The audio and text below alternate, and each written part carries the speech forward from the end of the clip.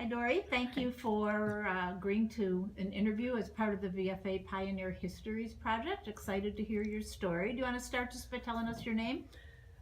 Thank you, Kathy. My name is Dori Jacobson, aka Dorothea Jacobson-Wenzel. Okay, and when and where were you born, Dori? I was born in Oak Park, Illinois. It, we lived in Chicago, but at West Suburban Hospital in 1942. Okay, and what's your family background like in terms of ethnicity and all of that? My background, I think I had mentioned, was my father was born in Sweden. He was a Swedish citizen until 1942, and then my grandmother was like a second generation German. My great grandfather was a mason, and he had a hay and feed store in South Halsted Street with the name Wanake on the building. Okay, But now it's been torn down, the right. building. So, and what was your life like growing up and before you got involved in the women's movement? Well, as a young girl, we all lived in a two flat. My grandmother had to sell the property in Lawndale because the Depression, everybody lost their money. And they lived right by Garfield Park, and they talk about rowing on the canal and going to the conservatory. But they had a big Victorian house, and then they moved to Austin on the border of Oak Park and in a two flat. And we lived upstairs. And my grandmother, my grandfather, my aunt, and my two uncles lived downstairs. And my mother and father and brother and I lived upstairs. So it was a very, I would say, tight environment, ethnically. Right, and was it a basically middle class kind of family? I think so. We had, people, neighbors who were Italian, Jewish, we Irish, all nationalities, because we went to Austin High School, and my mother went to Marshall, and so it was a very sort of immigrant, ethnic kind of neighborhood. So I'd say middle class, but lower middle class. Uh huh. And did you, where'd you go to high school and then did you go to college? I went to Austin High School, but I started working when I was 12 because there really was no money in the family. And my dad, I think he never made more than $9,000 a year. And what happened was I graduated from high school at 16, and I wanted to go to college, but they said there was not enough money. And so my mother then was a secretary. She went back to work, and then I worked as a secretary for the National Association of Refrigerating Engineers and for Kelly office, and sort of worked my way and went down to the University of Illinois and started there at 1959 when I was at the age of 16.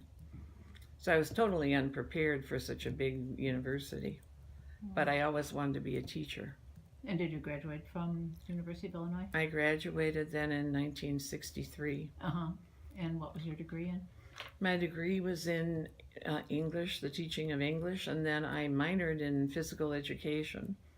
And they didn't want to let me graduate because they said I needed to take a minor that was Spanish or history. And so I looked up in the catalog, and it said that a student could have a minor of their own choosing. And I fought to finally get out of there because I hated the University of Illinois. It was such a sexist, racist place in those days.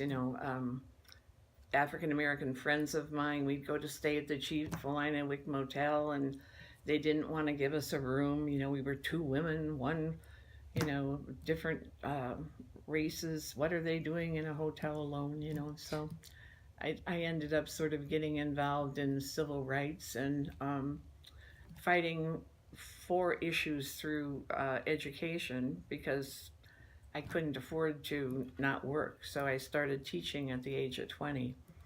But I was a demonstration teacher for talented youth. And then the Peter Principle, I became a consultant with the State Department of Education for Illinois. And I traveled all around the country going into classrooms and showing teachers how to teach. And then I developed training manuals for the state on administrative self-assessment, teacher self-assessment. We did videos like you're doing now of people teaching classes to show them how they interacted with one another, a lot of group psychology. Uh-huh.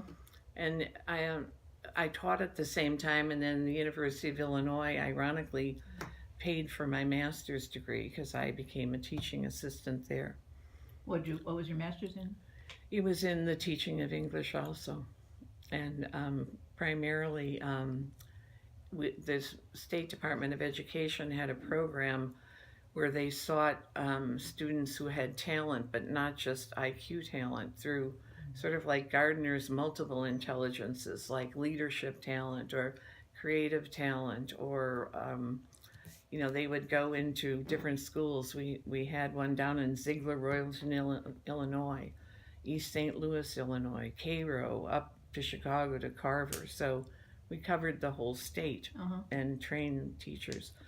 But I then, with traveling with Black friends of mine, I was subjected to so much racism that it sort of turned my life around, and I decided to go into the inner cities and teach. And at the time, the city colleges were hiring people.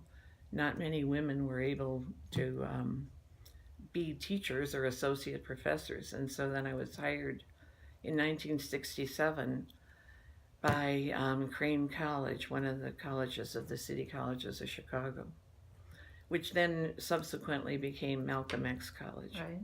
And where you've been for a long time? I was there until 1992, and then I transferred to Truman College, where I had students from all over the world and all different ethnicities.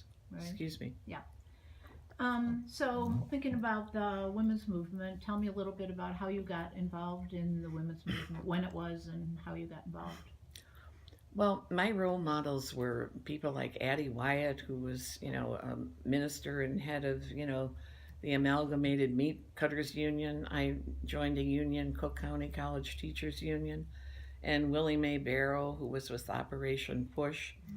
And so most of my identity, like I photographed Betty Shabazz, Malcolm X's wife, and I did a photo exhibit at Malcolm X on Black women who had fought in the women's movement, because I was always very sensitive to the fact that people were saying that, African American women were not in the women's movement. So anytime I photographed, I would always try to get images of the common people, candid shots, and people of different ethnicities, colors, ages, men, women, children.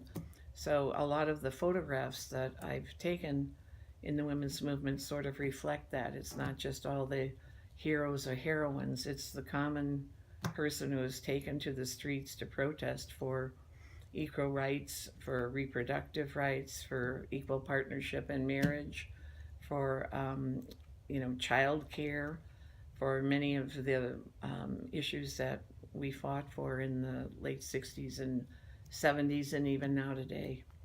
Well, clearly one of your most major contributions to the movement is going to be the photography that you've done over the years. Do you want to tell us a little bit about how you got involved with photography to begin with, and then how you became sort of photographer to the movement?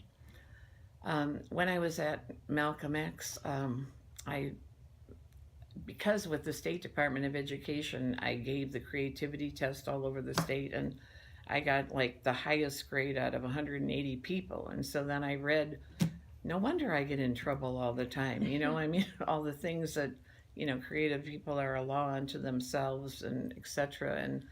And so I thought, gee, maybe I could draw. So I went to the Art Institute, and sure enough, I could draw, and so then I applied to the Institute of Design at IIT, because I already had one master's degree, and I was accepted into the printmaking and photography program at IIT. And so I did, in order to graduate, I had to do research on photographic etching and prints. So I did lithographs, etchings, silkscreen, And during that time, I took a class with Gary Winogrand, who was a New York street photographer. And he saw some of my photographs and he said that I had a good eye and I should continue. And then Arthur Siegel was another professor I had for photographic history. And he said anyone can photograph and do great pictures, but not everyone can stay with a historical moment for 30 to 40 years. And just by the nature of taking images, they're going to have a body of work that is significant. So he stressed the importance of knowing the history of photography and using photography for social change. And so at the time, I was training students. I then set up a photo lab at Malcolm X. So I was teaching English and then photography. And I trained many of my students to take pictures of the west side of Chicago and families, and we photographed, Betty Shabazz. But I didn't want to take pictures of the Black community myself because I didn't want to exploit them. I wanted, it was the Black Power movement, and, African American people were to cover African American subjects. So a friend of mine said, the women's movement is starting, why don't you use your skills and start photographing the women's movement? So This was about when? well, by this time it was like 1971, because I was really doing training and civil rights through education, things like that. And so a friend of mine took me to one of the rallies or meetings. I think I have a Early Now pamphlet from 71, but then I didn't start taking 35 millimeter pictures because I used a view camera first until 1972, when I went to Panama, Latin America, and South America, and I bought a 35 millimeter camera. And so one of my first actions was, as Mary Ann had said earlier, the AT&T, when now picketed AT&T. But I didn't have a camera then, but I was at that thing. So, at the demonstration. So then I think the latter part of 1972 and 1973, when I started to systematically document the Chicago Now activities and to go to the National Now meetings and take pictures also. So what was maybe most memorable to you from some of those early experiences? I think it was seeing women governing women and, women holding their fist and, demanding equal rights, where, I came from this ethnic background where, women were, supposed to cook and clean and get married, and, you were not supposed to be a doctor or a lawyer or a photographer. That was really out of the question. And in fact, many of the people photographing the women's marches and demonstrations were men, and oftentimes they were laughing at the women. So that made me even more determined to cover the movement from a female perspective. How many photographs have you taken? Any idea? 15,000, 20,000, I don't know, probably from, the end of 72 till 2006. And then 2002, I joined Veteran Feminists of America. Jackie, who was president at the time, gave a medal at one of the Now conferences. And then in 2004, the University of Illinois had had many feminists come and give oral interviews, and so I started photographing more with veteran feminists than with the National Organization for Women. But I also covered other things like the Free South Africa movement and Operation Push and the labor union, coalition of labor union women. So it wasn't just, Now activities. Right. Tell us about your books. Well, now I'm attempting to put some of the photographs together into a book and disseminate the images or distribute the images. But in the early days, I had photographs that I gave to the Schlesinger Library at Harvard, and I was in a show in 1989, 150 Years of Women in Photography, and they had an image that I did of Geraldine Ferraro, and when she was elected to be vice president, and I photographed that in California. So I've been photographing, Texas, Michigan, California, Florida, all the different states that different meetings and demonstrations occurred. But now that I'm older, I have more mobility issues, so it's difficult to fight the crowds. Plus, the male photographers used to try to push me off a chair when I was trying to photograph people. How's your involvement in the women's movement affected your later life, professionally as well as personally? I think that personally it gave me more confidence, to seeing Wilma Scott Heidi and Molly Yard and Mary Jean Collins, Marianne Lupa, Kathy Rand, Willie Stevens, all the role models that I had, organizing a Heather Booth, how wonderful it was to see women in charge of things and governing one's own destiny. So that through osmosis, I think that carried over to myself. On the other hand, because I was a teacher, and then I also was a photographer and then a psychologist, because I finished a doctorate in clinical psychology, and I did an internship at Cook County Jail as a psychologist. Many of my experiences on the west side of Chicago molded my life so that I remained involved in real estate, helping. I had a real estate license so I could support my daughter because I was a single parent, and I worked double jobs.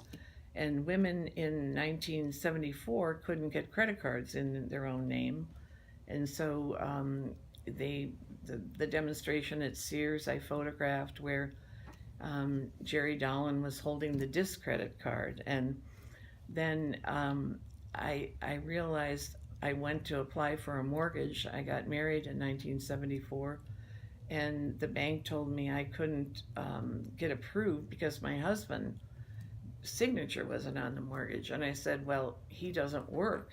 He's a Vietnam veteran, and he, at the time they didn't have the term post-traumatic stress disorder, but he couldn't work, and so I was the sole support.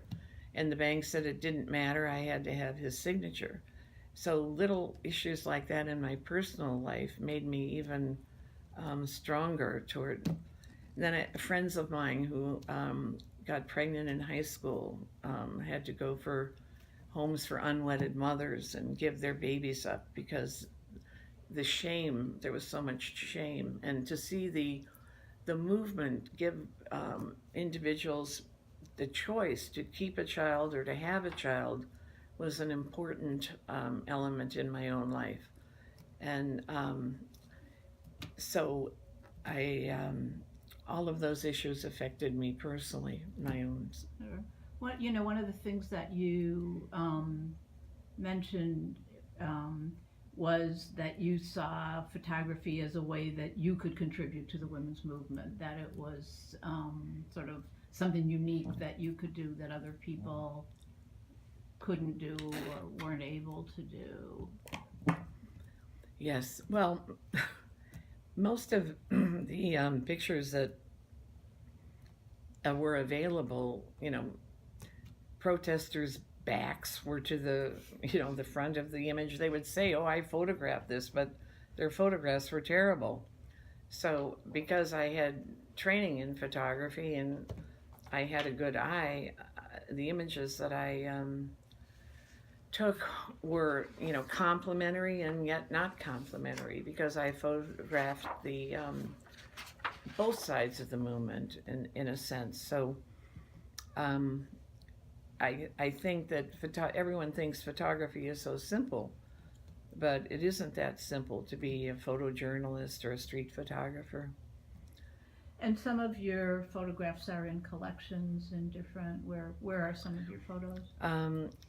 The University of Illinois, the Richard Daley Center, Harvard, the Schlesinger Library, Sophia Smith Collection. The VFA pictures are at Duke University. Northwestern University has a copy of the first book that I started to do called The American Women's Movement, Faces of Protest. And then I added part 1 because once I did that book, I realized I need to do about 30 books to cover, or 40 or 50 books to cover what I see as important, and that is the everyday common person who took to the streets to demonstrate for equal pay for equal work. So the title of my first book has a cover saying 59 cents, because at the time that I started to photograph, women were making 59 cents to every dollar that men made. Right. Yeah. And then in 2016, when women took to the streets and men, and I was unable to go to Washington, D.C. because I had broken my back like a month prior to that. So my friend Jim wheeled me there in a wheelchair, and I got up in the middle of the crowd with my iPhone and took all these pictures, and then I'd go back in the wheelchair again. And to see the crowds and all the people, I just started crying because I thought of the early days when there were maybe 20 or 30 people at an action, and then all of a sudden 20,000 people, 30,000 people, 40 up to 250,000, half a million when I go to Washington, D.C. It was just so amazing to see the scope and the breadth that the women's movement has affected as far as social change in America, which that change is now spreading to internationally countries and women all over the world. For sure. So you are currently on the board of VFA, right? Yes, I was privileged to be asked by Jackie to be on the board because I took photographs. And we were at Seneca Falls in New York, and I photographed one of the first VFA meetings that we had, and then I was asked subsequently to try to take pictures for different VFA activities that we had. For example, at Rollins College, Gloria Steinem gave a speech, and then members of the VFA board and students were asking questions of the VFA board members, most of whom are older, to what was it like to not be able to have a credit card? What was it like to have to quit your job if you became pregnant and reapply for a job? You know, what was it like not to wear pants to work? My first job, I had to wear a black dress with a little string of pearls and little black pumps. You know, the State Department did not let you wear pants to work. Yeah. Those were the days. And so VFA has been a real inspiration because they are trying to meet with different younger women, and have the dialogue between younger and older women. And so we've been in, Los Angeles, Florida, Rollins College, University of Illinois here, Seneca Falls. I can't remember offhand because lots of places. Lots of places. Yeah. Anything else that you want to share that we haven't covered? I think that it's important for the old timers, quote unquote, to keep on keeping on, to help fight and encourage younger people.